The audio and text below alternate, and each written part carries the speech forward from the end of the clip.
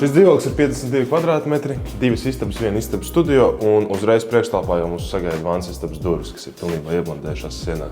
Viena no telpām ir 25 kvadrātmetrīga viesistaba apvienojumā ar virtuvi, kur jūs varat iekārtot pēc savām izvēlēm, pilns ar rozetēm vispārējo. Kas ir interesanti, šajā mājā pilnīgi visos dzīvokļos un visās istabās ir apslēptas grīdlīstes. Tas ir visticamāk, lai jūs neatdauzītu lieki kājas un nedaudz plašāka sajūta arī. Un otra, kas ir guļamistaba, ir 15 kvadrātmetri.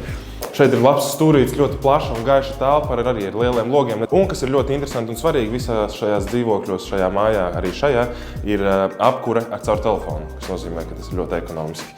Un parketa grīdas. Nedaudz specifiskāka un interesantāka telpa, kas ir tikai šajā dzīvoklī, ar logiem vērstiem principā visur apkārt, gandrīz 360 grādos uz ielu. Skaņas izolācija ļoti laba.